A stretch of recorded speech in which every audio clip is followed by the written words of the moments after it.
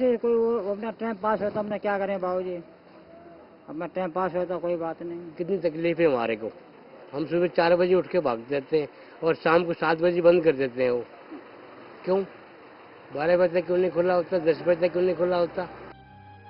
सुना आपने, ये है राजधानी दिल्ली के वो लोग जो भीषण सर्दी में भी फुटपाथों पर रात गुजारने को मजबूर हैं।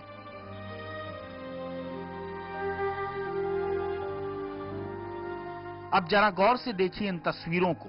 इसे देखकर आपको मुंशी प्रेमचंद की कहानी पूस की एक रात की याद ताजा हो जाएगी।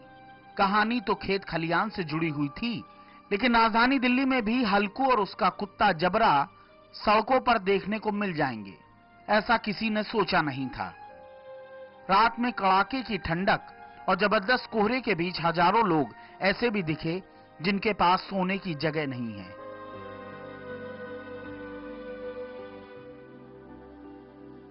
गरीबी इस कदर की शरीर को ढकने के लिए टाट का सहारा ही है, लेकिन एमसीडी के दावे हर बार की तरह रटे रटाए ही हैं।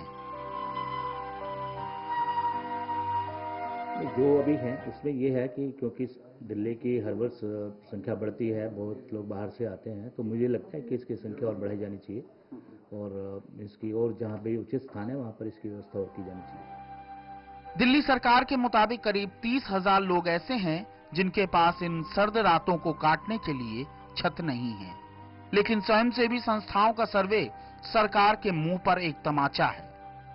और ये जो 20-22 रैन बसेरे चलते हैं, या नॉर्मल दिनों में भी 17 रैन बसेरे हैं, ये काफ़ी नहीं है, लाखों की तादाद में है। हमारा बहुत कंजर्वेटिव एस्टिमेट है कि 1,60,000 लोग हैं दिल्ली में जो ऐसे खुले में रहने के लिए मजबूर है।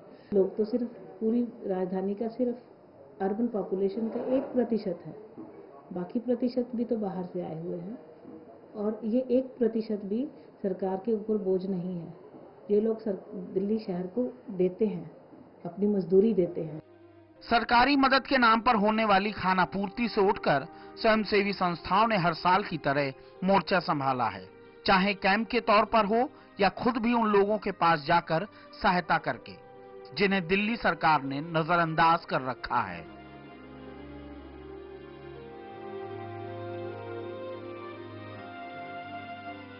दावे और दावों की हकीकत, लेकिन तस्वीरें झूठ नहीं बोलती। देखकर लगता है कि मुंशी प्रेमचंद की कहानी खेत या खलियान के लिए नहीं, बल्कि राजधानी दिल्ली के किसी हिस्से की हो। इस साल होने वाले कॉमनवेल्थ गेम के लिए दिल्ली को विदेशी पर्यटकों के लिए सजाया जा रहा है, लेकिन इसी राजधानी दिल्ली में हजारों लाखों लोग ऐसे हैं जिनके पास छत नहीं है और सड़कों पर सोने को मजबूर हैं। ये समस्या नहीं, एक सवाल है कि आखिर इसकी जिम्मेदारी और जवाबदेही किसकी है। कैमरामैन डीके तिवारी के साथ विप्लव अवस्थी, CNEB, दिल्ली।